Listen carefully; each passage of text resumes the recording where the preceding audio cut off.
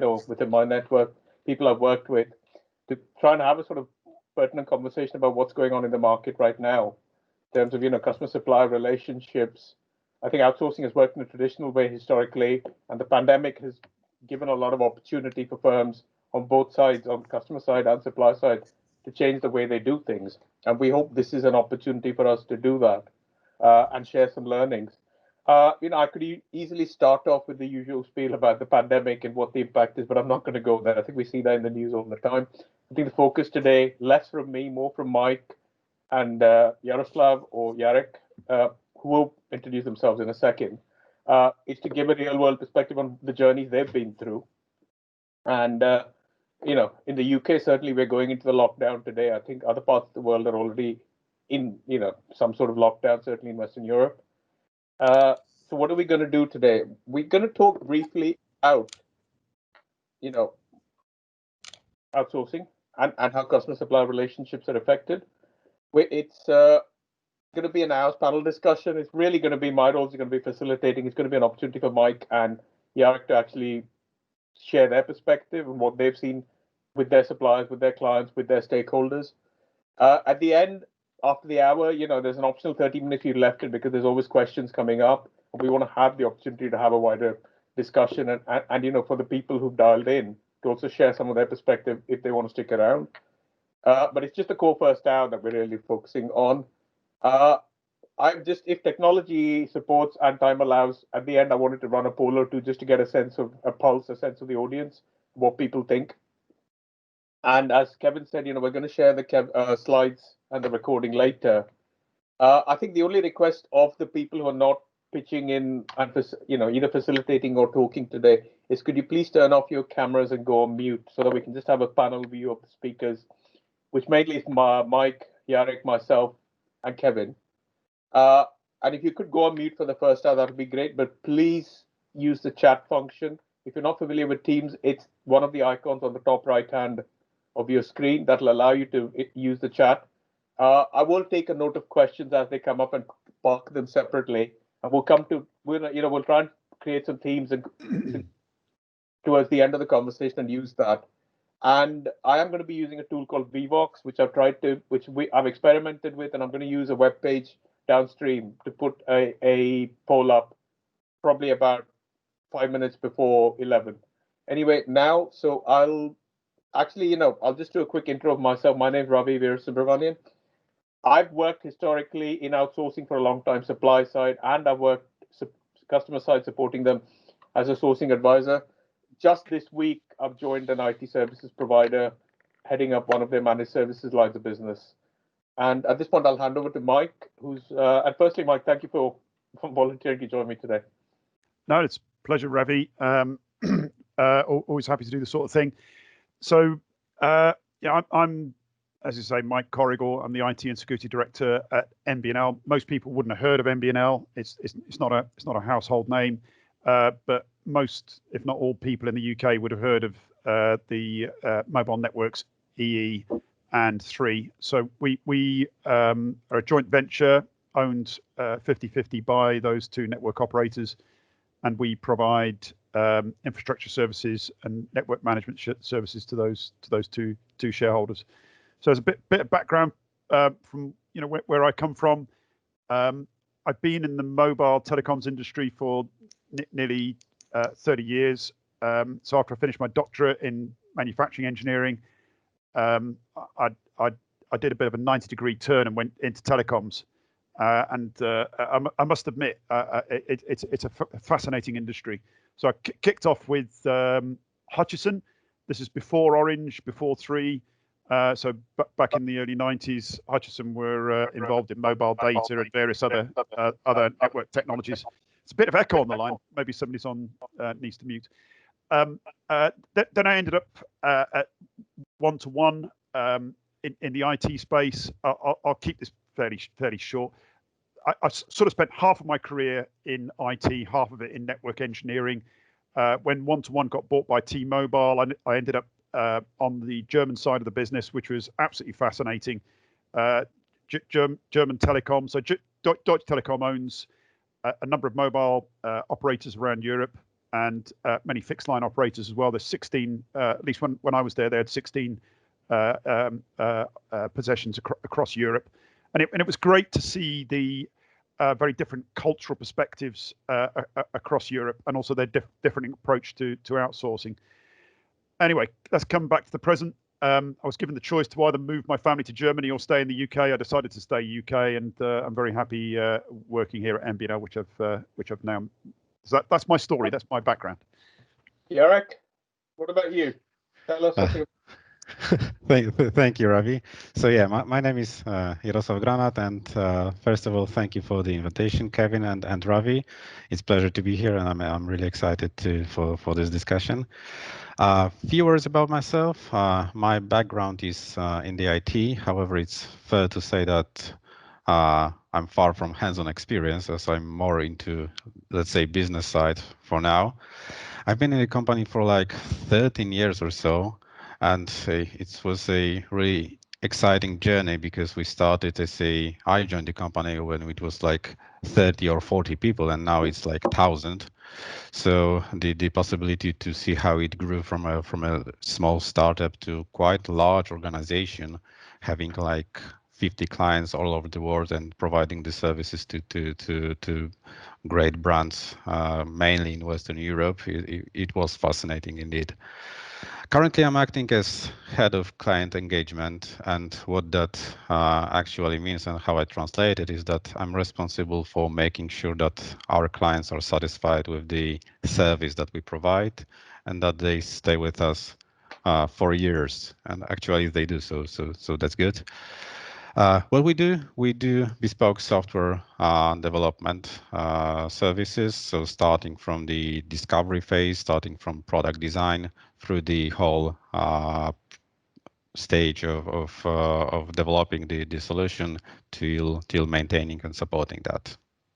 So I think that's all from me. Thank you. I'm going to stop sharing now so that we can get back to the audience. Okay, so. I think I'll start with you, Mike. What happened? I think the March. I know I'm sort of without going into the finer details. I know where you were. Yeah. With your outsourcing portfolio, what happened? Well, I mean, the timing was very interesting. So the company I work for, we tend to outsource a lot, and we were halfway through negotiating a very substantial outsourcing contract when the first lockdown kicked off, and it was problematic. It's very difficult. I mean, we've now got to the point where the contract's finished, and we're starting execution. I'll come to execution in a second, but it's probably worth just spending a few minutes talking about how the pandemic and the lockdown has affected the negotiation process, and it certainly, all I can say is the negotiation took longer than expected, much longer than expected. Difficult to say that was absolutely as a result of the lockdown. The comments I would make are that you can easily imagine how difficult it is to negotiate when you're not in the same room, and also not everyone was comfortable switching their camera on. Even though we said, right, this meeting, cameras on, people didn't do it. They, whatever reason, and of course, it's very difficult to make the swift progress when that's happening. On the other side, I guess we're all quite familiar with contract negotiations. They don't always go smoothly. But there are times where you do want to get everyone back together because there has been a development, and it's then obviously when you're working remotely and you've got people in different countries, it's actually very difficult, very easy to get them together when you're working remotely. So you can, at least you've got that advantage that you can respond quickly. So I would say there were pros and cons through the negotiation process. Would I have preferred that we weren't in lockdown? Yes, I would. I think it would have been a lot easier if we were all in a room, around the same table, hammering these things out, even simple things like whiteboard. I mean, I guess we're all very proficient Teams users now, and Zoom and the rest of it, and all the other tools out there. And I know there are. I mean, I like drawing. I like images, and I know the whiteboard app exists, but it's not always easy to use as I guess people. I mean, what other experiences have we got about? Have we got any other experiences in negotiation process? That was certainly mine, but it was, it was quite hard work, I would say. With regards to the negotiation process, the first thing that we observed was the certainly the companies that we started the discussions about the new programs, new initiatives, or new deals or something.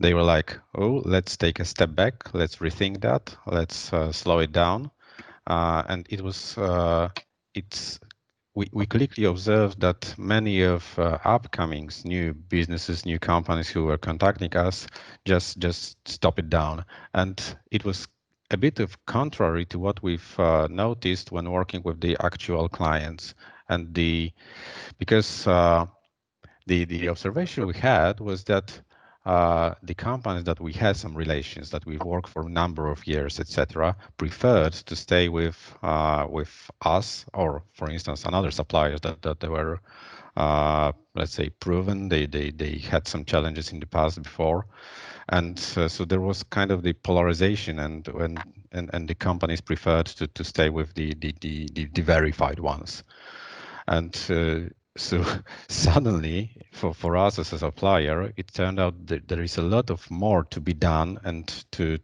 work for on actual client base rather than seeking for a new business. So it was quite interesting. So and therefore we also needed to act accordingly to that. And regarding the negotiations, I can only support your words, Mike, because it is trouble, and it is inefficient in a way to talk about complicated things over the phone, and especially in the first stages of the.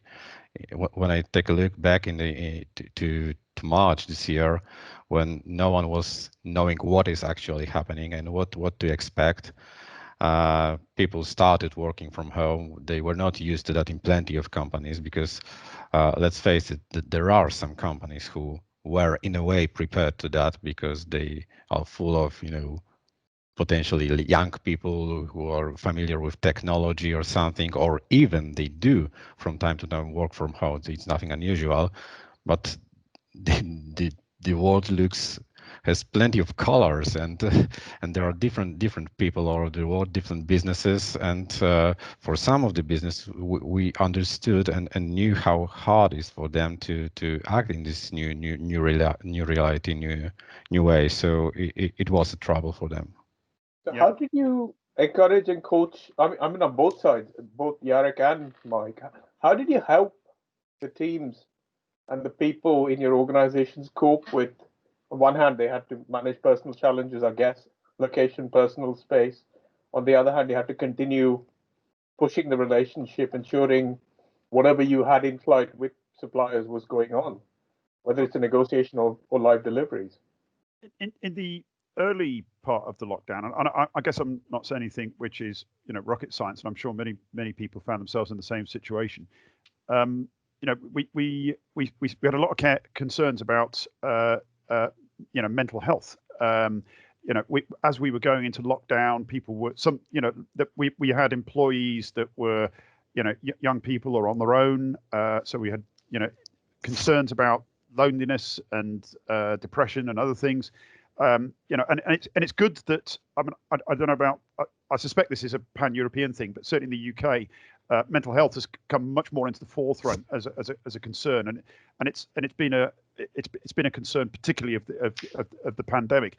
So we tried to make sure that we reach out to our employees, make sure it's not just all work, that there's opportunity for social. Obviously, you had to be socially distanced, and not pretty much always during the first lockdown it was remote. But give the opportunity for sort of beer related events after work, social events. So just to give that extra dimension.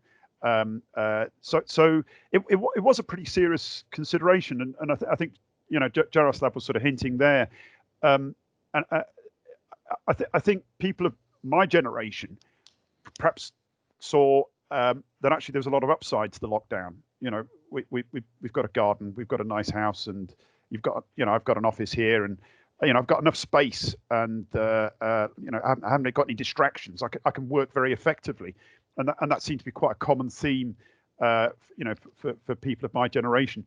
But my son, who's 25, works in London. He's in a small shares an apartment with another young lawyer, and that was very difficult for them. They were stuck in that place for months and months and months. And often. I've seen people working on the end of their bed and so on and so forth. So yeah, it hasn't been easy for everyone, I would say, the lockdown. That's only my experience. What about there are two angles to that, and I fully agree with what Mike said. And the first thing, when additionally to what Mike said regarding people in our organization, I think that it is and it was crucial to be as transparent as possible with your own employees. Because for business leaders, it was, and I think it still is, a bit of a stressful situation with a lot of anxiety. But taking a look at the actual people who have less information about the situation and less knowledge about the business, etc., they were really afraid what is going to happen. Either are they losing their job? Is the business secure? What about our clients? What about the situation, etc.? And we decided that it's the first and the utmost important point is to be as transparent as possible. Yeah. And what we've done was to our board was preparing this bi-weekly messages to our team, and is continuing it till today, actually, with the situation with A, our clients, B, the situation, the health situation in the company, sees the financials. So everyone in this company was fully aware of the situation for the variety of angles, and therefore they were able to feel a bit safer in the situation, because the whole unknowns with regards to my being in a company and future was somehow handled. So it was the outcome of that was that people really appreciate that, and it was also a bit of a, maybe not shock, but it was more than we expected. There is something like, and I encourage all companies to do so. We are having this annual, we call it Happy Team Survey. It's done with an external company called Ferry Hay Group, and thanks to that, we are able to measure the effectiveness and the satisfaction of our team, of our employees. And obviously we've got some KPIs to that, and the expected results to achieve in each year, etc. And of course we also had it for this year, which were quite ambitious, to be honest. So when this whole pandemic started in the early spring, we were wondering what will happen with our team, and it's funny because the results were published last week, and I can now say that the results are way over our expectations. So the people felt that they were properly calmed down. They had all the information. They were feeling quite secure in the situation. So I think from the people and from the employees' point of view, it's huge. It's really important. So we had exactly the same experience. I mean, I can only just echo what you just said there, Jaroslaw. So we did a company survey. Ours was a couple of months ago, actually, but it had what sounds like very, very similar results to you. our company engagement had gone up. We, as a management team, I'm on the senior management team. I wasn't expecting that. We were sort of worried, but actually employee engagement increased. We had what we call verbatims. So obviously you fill in just like your Corn Ferry survey. We had something very similar, and staff can type in, comments on various things. And we had 48 pages of comments, and many comments.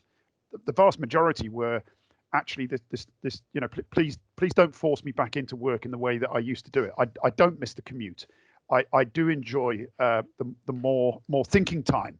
It's a vast. Now I've got to be really careful here, because there was a very thoughtful set of verbatims which were about the negative aspects of it. It's not all positive, but there were many positive statements.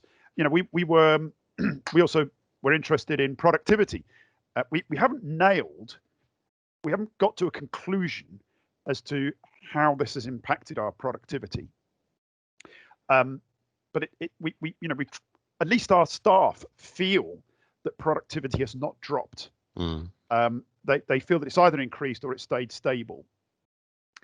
Our assessment is that actually people seem to be working longer hours. They're not commuting anymore, and they're using those commute hours to actually work. So you could say, in a strict sense of the word productivity, it's dropped because we're spending more hours working, but our staff have got more creative time, more thinking time, and that seems to be helping our output. So it's difficult to be factual, but that's our feeling. That for sure, there's plenty of positive feedback from our staff, just like you said, and our feeling is that output hasn't dropped. There's a question come in from Carl Harrison, who's one of the guests. Have you witnessed any changes in timelines with people being online? Do you see the timelines being shorter or longer? I'll offer a perspective on that and then open it up to you both. I think what I have seen is it really depends. You've got procurement timescales are longer, but project deliveries seem to be actually accelerating on one hand. But on the other hand, if you look at new supply, taking on board new suppliers versus existing suppliers, where the business has clear objectives of take cost out or improve service or shift demand, the timescales have actually been accelerated. Where it's a case of you need to prove a business case before we make any decisions, that's taking a lot longer because suppliers are not able to get into the customer's estate and find out what's going on. That's my sort of general perspective I've seen across a few sourcing transactions I was involved in over the last 6-9 months. But what about you guys? Jarek, have you seen an impact on deliveries? I guess both. There's procurement of new services by clients as well as deliveries, and they may not be the same. I think that my experiences are quite similar. There are a couple of things that we actually measure in order to understand that. First one is we call it delivery success indicators, and it's a set of the KPIs and indicators related to projects and to delivery of projects. And we've observed that throughout the latest months, they were actually not changed. So in order, taking into account the situation, the timelines, and the actual quality of the delivery, it has not dropped. So that was positive. With regards to actual amount of work delivered to our clients, it slightly increased by the fact that there was a very limited number of people taking days off or holidays. It was totally unusual to what we observed in the previous years. So from March to August included, I think almost no one was taking holidays. So for the sake of the projects that being delivered, they were actually increased. So that was positive. Of course, it's just a matter of having it in a proper moment of time, because there will be a day or days where those people will need to take those holidays, so it will probably drop in a way.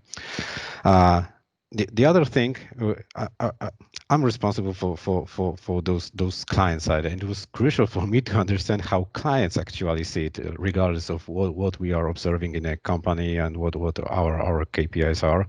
So we. I think many companies do this, but so it's obvious. We're having this Net Promoter Score survey quite regularly, twice a year. But for those who are not familiar with that, I just say that you ask a very simple question: would you, on a scale from 1 to 10, how eager are you to recommend the company to your friends, colleagues, or business partners? And there is some kind of math and methodology behind that. So maybe it's not the point of time of talking about the details here, but what we are usually doing is to add an additional question to that survey. And this time, I think it was the middle of the year, we decided to ask about the situation in the COVID. Do you, as a client, observed any kind of difference in the quality, in the timeline of the services that we provide to you?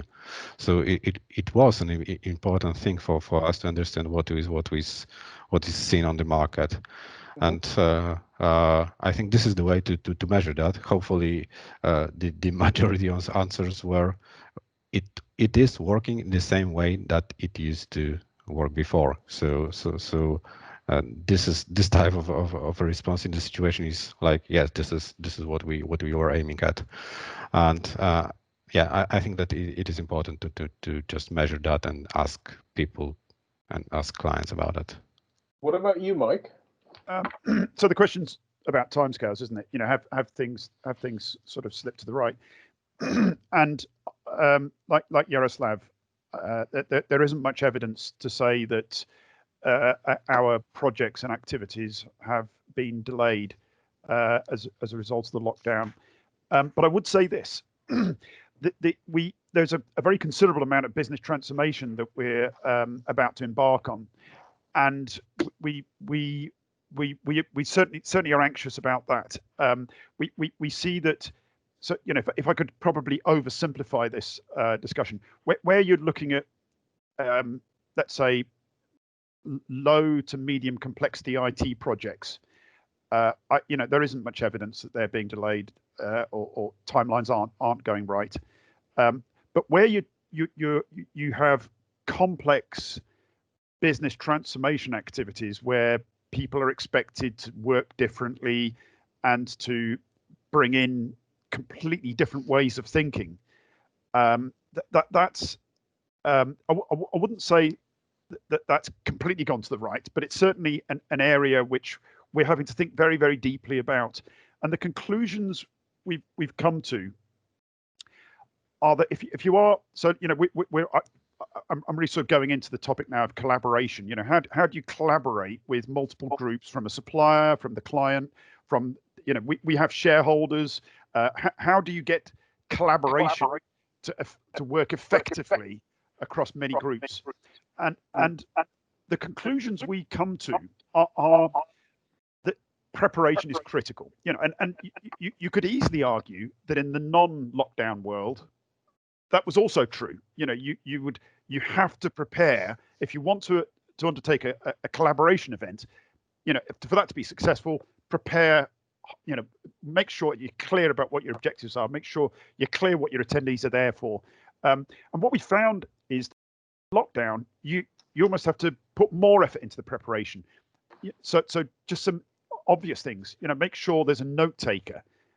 Make sure if you can, set your screens up so that you can see your audience, see your slides. If you're going to do whiteboarding, do that on one screen, but look at the body language. Have another screen where you can look at the body language of your attendees.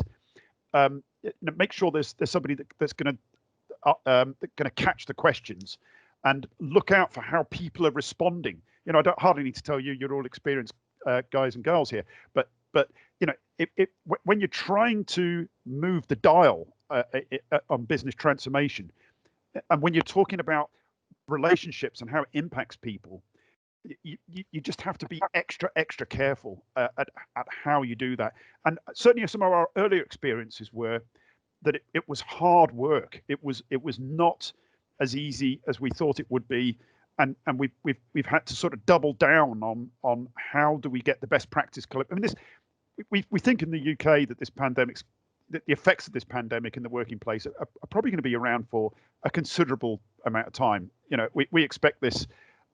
We don't expect our staff to be rushing back to work in the way that they used to for a very considerable amount of time. So with that in mind, you have to think seriously about collaboration. You know, how are you going to make collaboration effective and efficient? So that's certainly something which was occupied our minds quite a lot.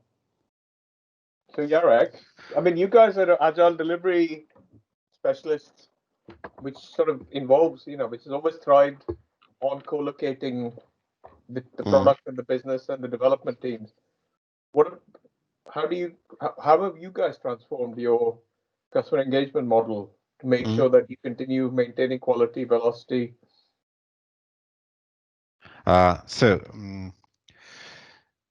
Something connected to what Mike just said, and I think to Spot as well. The issue with conducting and having meetings with larger group is really important. And even me, if I have a meeting with my team, with my engagement managers, and let's say talking about kind of idea or new initiative or something, it's really hard for me to understand the reaction. So if I'm having a meeting in a conference room, I can clearly say who of the attendees agrees with that, who is not interested, who is supporting the idea or something, as well as on any other business meeting with partners, clients, etc. And I noticed recently that having such discussions over the even video calls, we are losing so much of the information, just subtle information that can influence the whole project or initiative. And I think that obviously all those systems like Zoom, Teams, and whatever there is on the market, I think they do understand this challenge, and they are constantly adding new features to their software. And I know that there is also I think it is in Zoom. I'm not using that, but there is like a mood checker or something that any participant of the discussion can show what they are now feeling. So it gives the person who is conducting the meeting some kind of message that he or she can react to. So I think that understanding the new dynamics and new reality in working with people and the people's reactions, emotions, and feelings is important, and this is the first step to have a productive discussions with whether it is like a internal discussion or it is a discussion about the project in the agile delivery.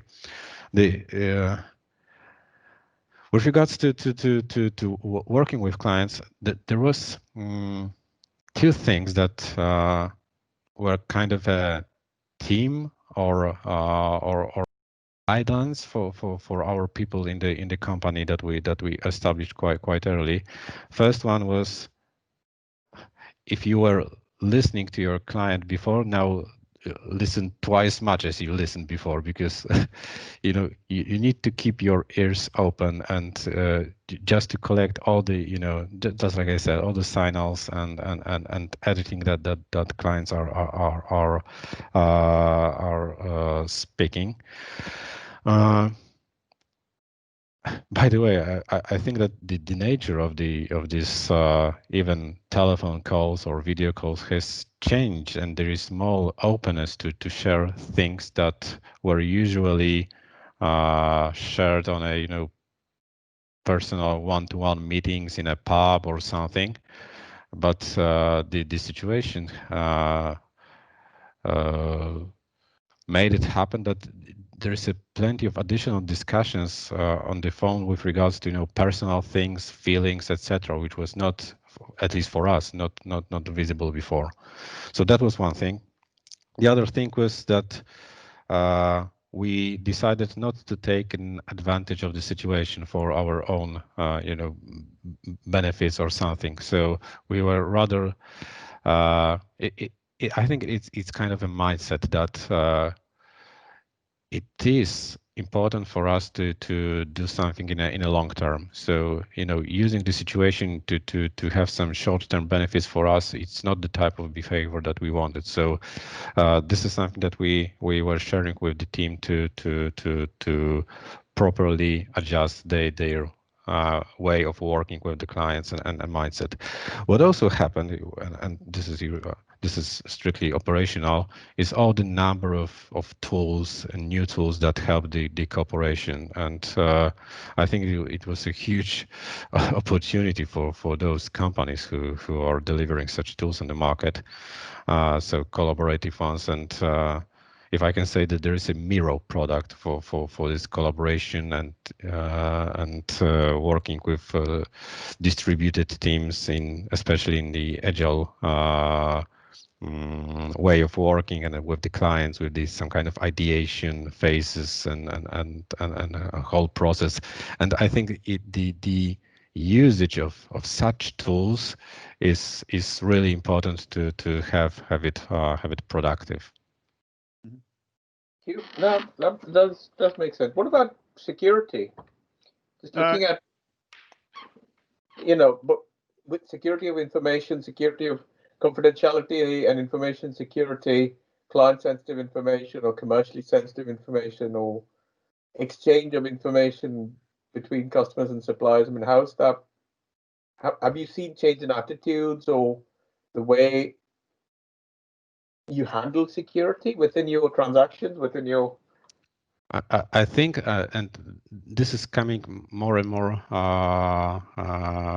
often, clients are asking about that, especially new clients. How are we dealing with the security? How are we going to handle their data, their information, etc.? Because I think that plenty of businesses and business leaders understood that it might be in a danger in a way if it's not properly handled, especially this time, because I can imagine that there are plenty of companies who do not pay attention to this type of things. They do not have proper policies or trainings for the people. So I think it's always worth to ask the partner what kind of methodology or standard they follow. Do they train their people in terms of the data, the client's data? Do they have a proper mechanism like authentication, like VPNs, etc.? Are they using their private computers or company ones, and what the policy is, etc., etc.? So whole the bunch of things regarding security, and I think that it's being more and more important to the clients. So those type of discussion needs to take place when starting new partnerships. I can only echo what you're saying there, Jaroslaw, and so I'm responsible for security, data security at my company, and it's been a significant consideration, both pre and during the pandemic, and certainly during the pandemic, it's the UK government has told us that cybercrime has increased quite dramatically. We've also had a reasonably well-publicized cyber attack on companies in the health industry, allegedly sponsored by the Russian state, and that's certainly. So once that happened, you saw advice coming from the National Cybersecurity Centre that all companies in the UK. especially those that are related to the national infrastructure, need to be really careful about securing their data. So simple things like multi-factor authentication. If they strongly recommend multi-factor authentication. If you don't have multi-factor authentication established in your IT network, then it's something that you really need to be thinking about very quickly. And it's also perimeter hardening. Just going through some of the obvious things. We've seen an increase in our network gets scanned all the time, as I think many companies do. We've seen an increase in scanning. So we've redoubled our efforts to harden our perimeter, make sure our patching's up to date. Red team attacks. You've got to be more cautious in the current climate is our feeling, and follow advice from the NCSC. That they have an excellent website, very supportive organisation, very clever people there, and I'd say if you do want help, that's a great place to go. And how is it easy to deal with challenges, incidents, and in this environment when people are not all in the same place and they're working across boundaries, working from home? I think time will tell. You're absolutely right, Ravi. When you do have a security incident, in my experience, it's important that you get the right people coming together and collaborating very quickly. It's not always clear when you have a security incident what the nature of the attack is, how widespread it is, how long has it been going on. And in a complex technology environment that we have, you do need to assemble people, and this could be people from your suppliers as well as people from your own organization very quickly. Now, one aspect of remote working is it tends to be very easy to assemble people. Our network is supported by people around the world. So it becomes much easier now for us to, we have a significant amount of offshore support in India, for example, and pre-lockdown, we always went through our UK office, and maybe once or twice a year we'd fly over to our colleagues in India and have very excellent meetings with them over there. But of course, now we're in lockdown. None of that matters. You can engage directly. So I have calls with a colleague of mine in Calcutta nearly every day. All of that's gone. You've got this freedom of being able to communicate globally in a way that bizarrely we didn't seem to do before, even though the technology existed. So that's I'd say that's been a step forwards, and I'm very keen that we exploit that. So coming back to your point, if there was an incident, I think the trick is getting people together quickly, and I have some optimism actually. That would be actually easier in the people have become trained and used to remote working, and I think we're seeing the benefits of that. Just shifting focus slightly to sort of back to people and well-being and monitoring their state. How do you? You both have significant people management responsibilities of various sorts, direct or within sort of matrix organizations. How are you making sure that, and not just your own people, you have your supplier team as well, their health and well-being. People can come on the screen, you can't really see them in person and monitor what's going. How are they? Are they happy? Are they feeling motivated to do what they need to do to help you achieve your objectives? How have you changed the way you engage with senior supplier people and their team members, your own team members? What changes have you seen? How have you adapted to getting a sense of their well-being, their pulse, whilst interacting with them? Either of you, whoever wants. Jerry, I think you want to go first? Yeah, I can start, sure.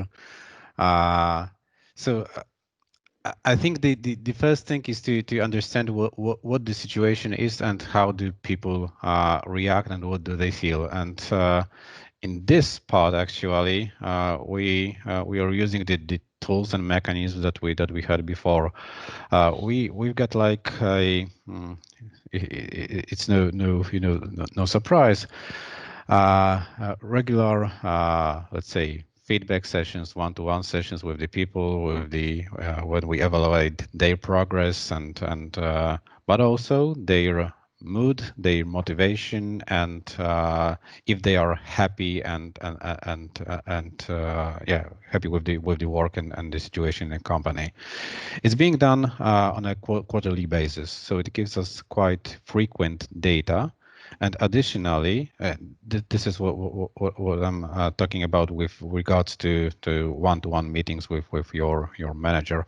And additionally, what we are measuring is like a monthly mood checker. So each month on a dedicated day, we're sending a really short questionnaire with the short question. How do you feel today?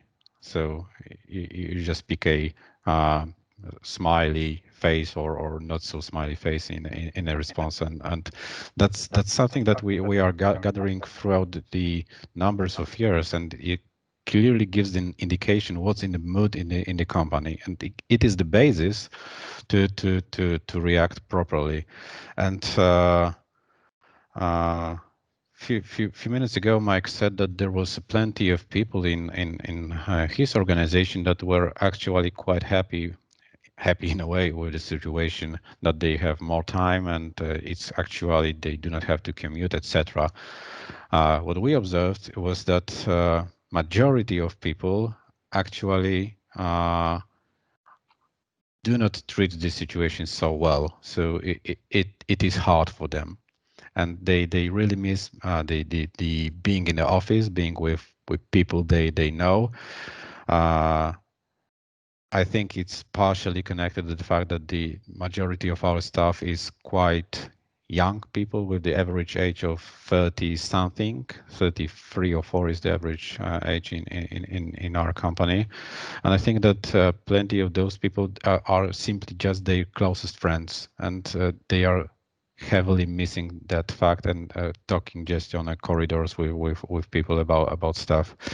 And there's a huge thing and actions to be done on every manager's and every leader's side in order to work on that. So like coming up with the team initiatives which can be done in a way online. I know that it is a substitute, but it is something that can create some kind of relations and bonds. But they are operating virtually or physically. Sorry? You have to still do what you can. Yeah, to make a yeah. difference. There is an. I'm attending it tomorrow. It is quite interesting initiative. We are partnering with a company who helps us with a daily chores. So our employees can call the company or send them email that they need to do something in a city, like pick up a delivery or send something to someone, or wash clothes or something, and they can do it for you. So you do not have to worry about it, things that needs to be done as a daily chores. And they came up with an idea to arrange a team meetings initiative, and one of the team was and is the one that I'm attending is a wine tasting. So we have a team meeting with a sommelier, and there will be wine tasting. And I just got today a delivery with a selection of wine bottles, and we'll attend this online meeting with the guy who will talk about the wines. We'll be tasting that. And can you sign me up, Jaroslaw? I'll join you for that one. I have been to a few of them in the last 6-9 months, virtual wine tasting. I was a bit cynical to start with, but actually I found that they were quite, it has to be the right time of the day. there's another one with craft beers, and so this one will be the next. Oh, it sounds brilliant. What about you? So- I mean, not just a wine tasting specifically, but So, you know, how do we deal with? I mean, the only thing I would add to this is something really, really simple and basic, which is just ask people how they are, and be prepared for other people to ask you how you're feeling, and if you get asked that, answer it honestly. You know, if you don't feel good, tell them, and you know, so you can interact with somebody, and you know, saying the obvious, aren't I? You know, it's.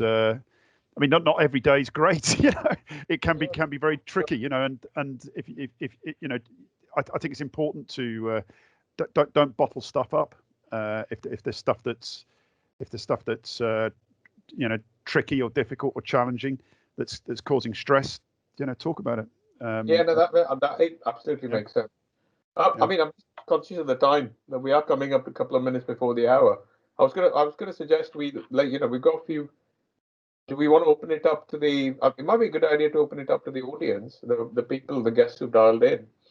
If any of you know, I'm not going to call people or names or anything, but you know, if anybody's out there who wants to contribute to this discussion in the last closing minutes, feel free to come off mute, put your camera on if you want, and join the discussion. You know, tell us what you think of the conversation so far.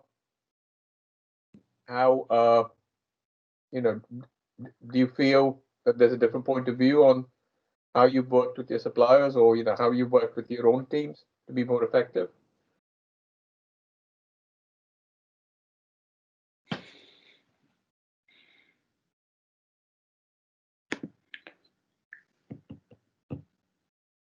I could see the procurement aspect of this staying the same. The area where I think could be more difficult is around requirements for some of these initiatives, you know, where you need a lot of that interaction. And to Mike's point, whiteboarding, confirming all these details, talking about some of these, I could see that being more convoluted. But once it gets to development, I could see that being quicker, to Jaroslaw's point, just because people have less distractions and they're not going on holiday. But I don't know if that's what I sensed in these timelines. That's why I wondered if the timelines were different. I don't know what your thoughts are on that. Mike? Yeah, no, I mean, I'd agree with that. You know, that sort of, you know, I would extrapolate what you're saying there to that sort of business transformation stuff I was talking about, where, you know, the creative, you know, what does my customer want? You know, what's the nature of this change?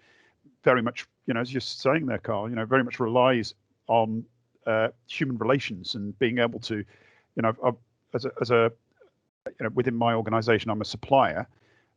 You know, I often have to sort of guess, well, why is the customer asking me for this? You know, what's the reason? What's the business driver behind the thing they've just asked me to do? And often you have to try and sort of, you know, probe more deeply than the specific IT requirement the customer's given you. And to do that, I mean, we've all been there. I mean, it's one of the skills of our business, isn't it? You have to rely very much on that body language, rely on, you know, good easy communications, and it turns out it's quite tough to do that in this remote environment. And I would just repeat what I said earlier. I think it feels like do the prep before really well, use the tools as well as possible, be disciplined on the remote calls. You know, have good chairmanship. You know, when somebody wants to raise a point, sometimes they put the hand up so you can see that and it's obvious, but make sure you answer that point.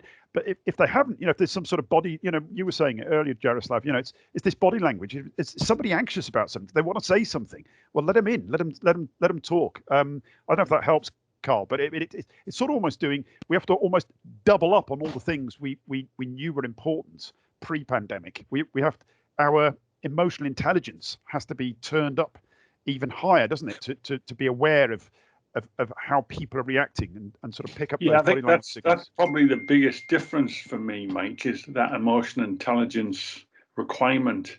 That's the big influence of this trusting relationship, I guess, that you got to focus on. Yeah, 100% agree.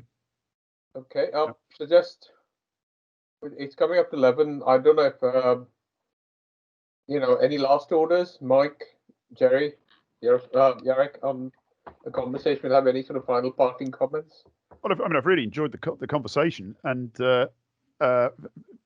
always a pleasure to discuss these matters with you, Jaroslaw, and Ravi and the rest of the guys. It's a very, very interesting debate. Thank you, and likewise. I cannot. I'm shocked that this hour just passed away, because I thought that we were just talking like for 15 minutes or something. Yeah. I think it is interesting, because a lot of the time, I've attended quite a few of similar events and spoken at other events. You always end up with the point that a lot of what comes out in these conversations isn't about the hard aspects of where we are in the pandemic, the transactions, the hard matters. A lot of it ends up being about people, about relationships, about trust, about change, about well-being. And it's interesting where, instead of focusing on the hard mechanical aspects of getting through the pandemic, working through the pandemic, those realities don't go away. But then when you come down to, what can we do different? How can we make it better? The focus always shifts to the softer aspects, the people aspects, how they're engaging, how they're communicating, how they feel, how they're being involved. So I think, for me, that's a big learning through all this. It's very easy to get through have I got the right technology? Have I got the right tools? Have I got the right supplier? Have I got the right commercials, contracts, arrangements in place? But it still comes down to the people engagement aspects. Spot on. So, I think it's been a good conversation. And certainly, Mike, Jarek, thank you very much for joining in this. It was really good. And thanks all of you, and thanks for all the guests, the attendees taking the time out of your day. Hopefully, you found this productive, useful, and taking away something to learn, something new to do. A new perspective on these things. Right? That'll benefit what you're trying to do in your own individual, work environment, work relationships, supplier engagement. Kevin, I'll hand over back to you at this point. Yeah, thank you, Ravi. Thanks, guys. I really appreciate your time. Jaroslaw, Mike, and Ravi, all of you guys. Thanks again to the audience. Like I said, this discussion will be available on the recording. And if any of you guys want to follow up with Jerry, Mike, or Ravi afterwards, I'll be able to share contact details of the three of them. I'm sure they're okay with that. Yeah, absolutely. Yeah, sure. Yeah, absolutely. Thanks, Thanks, everyone. Thank you. Have a good day. Bye, all. Thank you. Everyone. Bye. Bye. Bye.